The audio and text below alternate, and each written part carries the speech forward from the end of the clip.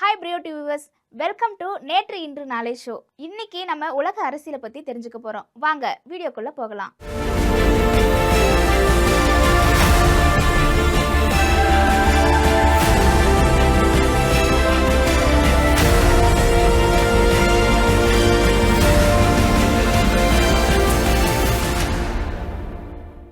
நேற்று எப்படி அரசியல் இருந்துச்சு அப்படின்றத பத்தி பார்க்கலாம். மக்கள் ஆட்சிக்கு வரதுக்கு முன்னாடியே மன்னர் ஆட்சி அப்படின்னு சொல்லிட்டு ஒரு ஆட்சி இருந்துச்சு. அதுல மன்னர்கள் என்ன சொல்றாங்களோ, அவங்க என்ன கட்டளை இடுறாங்களோ அதுபடி தான் மக்களும் நடந்துக்கணும். அந்த மாதிரி தான் இருந்துச்சு. அது மட்டும் இல்லாம மன்னர்கள் வேறொரு நாட்டை போரிட்டு அங்கேயும் அவங்க ஆட்சி செய்ய ஆரம்பிச்சாங்க. அதுல மக்களின் பங்களிப்பு அப்படின்னு பார்த்தா எதுவுமே இல்லை அப்படின்னு தான் சொல்லணும். அதன் பிறகு 18ஆம் நூற்றாண்டுல வெடித்த புரட்சியில தான் மக்களாட்சி அப்படின்றது ஆரம்பமாச்சு. அதுல சமத்துவம், சுதந்திரம், சகோதரத்துவம் இது எல்லாமே இருந்துச்சு. பிரான்ஸ் ஆட்சிக்கு முன்னாடியும் அதன் பிறகும் ஐரோப்பியர்கள் 20ஆம் நூற்றாண்டு பாதி வரைக்குமே ஆட்சி புரிஞ்சிருந்தாங்க. அப்ப காலனி ஆதிக்கம் அப்படின்னு இருந்துச்சு. அது என்னன்னு பார்த்தீங்கன்னா, மற்ற நாட்டுங்களுடைய வளத்தெல்லாம் சுரண்டி எடுத்துட்டு இருந்தாங்க.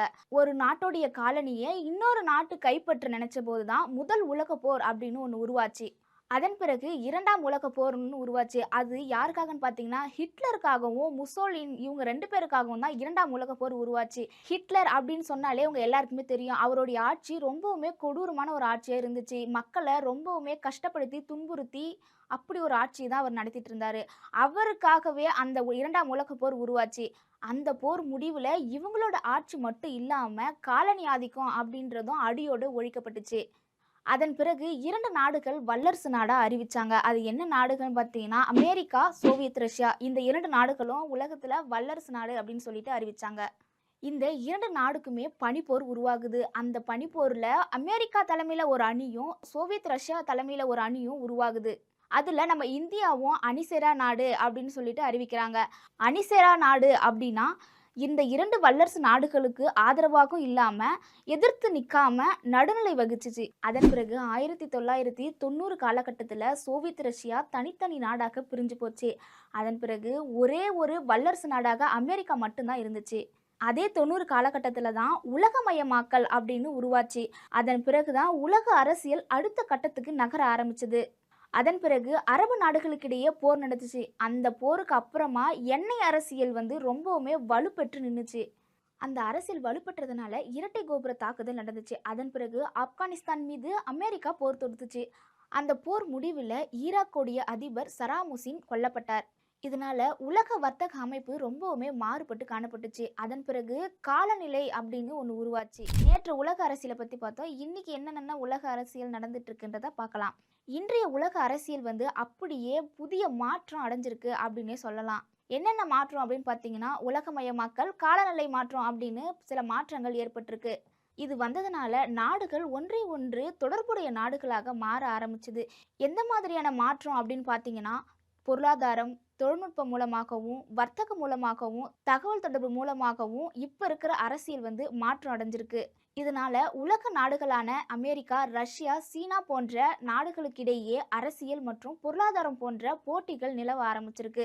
அது மட்டும் இல்லாம இது மூலமா தகவல் தொடர்பு, சமூக ஊடகங்கள், தகவல் போர்கள் என அரசியலுக்கு பல சவால்கள் நேர்ந்திருக்கு. உதாரணத்துக்கு பார்த்தீங்கன்னா, அமெரிக்க அதிபர் ட்ரம்ப் இருக்கார் இல்லையா, அவர் உலக நாடுகளுக்கான சில முக்கிய நாடுகள் அப்படின்னு சொல்ல போனா சீனா, ரஷ்யா போன்ற நாடுகளுக்கு வரி விதிப்பு ரொம்பவுமே அதிகப்படுத்தியிருக்காரு. கடந்த 3 வருஷமா ரஷ்யா உக்ரைன் போர் நடந்துட்டு இருக்கு. இந்த போர்னால கூட அமெரிக்க அதிபர் ட்ரம்ப் இந்த வரி விதிப்பு அதிகப்படுத்தியிருக்கலாம். அதுக்கும் வாய்ப்பு இருக்கு. இந்த போர் முடிவுக்கு கொண்டு வர எல்லா நாடுகளுடைய அதிபர்களும் சந்திச்சு சமாதானமும் பேசினாங்க. ஆனா அது ஒரு முடிவுக்கே வரல.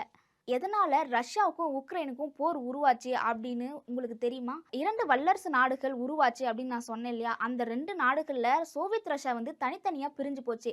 அந்த தனித்தனியா பிரிஞ்சு போன நாடுகள்ல ஒன்று தான் உக்ரைன். உக்ரைன் பிரிஞ்சு போகும்போது ரஷ்யா நாட்டுடைய அதிபர் எங்க நாட்டுக்கு எதிராக நீங்க எந்த ஒரு செயலையும் செய்யக்கூடாது அப்படின்னு சொல்லியிருப்பாங்க.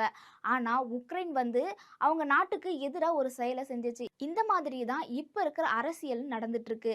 உலகமயமாக்கல், புவியியல் ரீதியான பிரச்சனைகள், காலநிலை மாறுபாடுகள், சுற்றுச்சூழல் பாதுகாப்பு, மனித உரிமைக்கான விவாதங்கள் இது போன்ற மாற்றங்கள்லாம் ஏற்படுறதுனால ஒரு நாட்டுடைய முடிவு மற்றொரு நாட்டையும் பாதிக்கிற அளவுக்கு இப்ப இருக்கிற உலக அரசியல் நடந்துட்டு இருக்கு. எதிர்கால அரசியல் எப்படி இருக்குன்றத பார்க்கலாம். நேற்று எப்படிலாம் நடந்துச்சு, இப்ப எப்படிலாம் நடந்துட்டு இருக்கு, எதிர்காலத்துல எந்த மாதிரிலாம் நடக்க போகுது அப்படின்றத ஒரு சின்ன இமேஜினேஷன் பண்ணி பார்க்கலாம். இப்பவே இவ்ளோ மாற்றம் அடைஞ்சிருக்கு. அப்ப எதிர்கால உலக அரசியல் இன்னும் மிகப்பெரிய மாற்றத்த நோக்கி பயணிக்கும். எந்த மாதிரியான மாற்றம் அப்படின்னு பார்த்தீங்கன்னா, செயற்கை நுண்ணறிவு, விண்வெளி ஆராய்ச்சி, பசுமை ஆற்றல், டிஜிட்டல் பொருளாதாரம் இதெல்லாம் தான் எதிர்கால உலக அரசியலின் ஒரு அம்சமா இருக்கும். நாளைய உலக அரசியல்ல எந்த மாதிரியான மாற்றங்கள்லாம் ஏற்படும்னு பார்த்தீங்கன்னா, ஊழல் மற்றும் அதிகாரம் இல்லாத வெளிப்படையான அரசியல் உருவாக வாய்ப்பிருக்கு. அது மட்டும் இல்லாம பாதுகாப்பு மற்றும் இணைய போர்கள்லாம் அதிகமா இருக்க வாய்ப்பிருக்கு. புதிய பொருளாதார ஒப்பந்தங்களால ஒரு மிகப்பெரிய சக்தி மையங்களா மாற வாய்ப்பிருக்கு. அது மட்டும் இல்லாம தொழில்நுட்பத்தை அடிப்படையா கொண்டு ஒரு சமத்துவமான அரசியல் உருவாகவும் வாய்ப்பிருக்கு. இதனால சின்ன சின்ன நாடுகள்லாம் தொழில்நுட்பத்துல மிகப்பெரிய வலிமை அடைஞ்சு ஒரு நிலைப்பாடோட இருக்கும். அதனால எதிர்கால அரசியல் எந்த மாதிரியான அரசியலா இருக்கும்னு பார்த்தீங்கன்னா, சக்தி வாய்ந்த அரசியலாகவும், அறிவு சார்ந்த அரசியலாகவும் இருக்கும். உலக அரசியல் ஒரு நாட்டின் வரலாறு மட்டும் இல்ல, ஒரு மனிதனின் முன்னேற்றத்தின் ஆழமான ஒரு தொடர்புடையதாகவும் இருக்கும். நேற்றைய அரசியல் போரின் நிழல்ல உருவாச்சு. இன்றைய அரசியல் இணைப்பு மற்றும் போட்டியின் மூலயமா உருவாயிட்டு இருக்கு.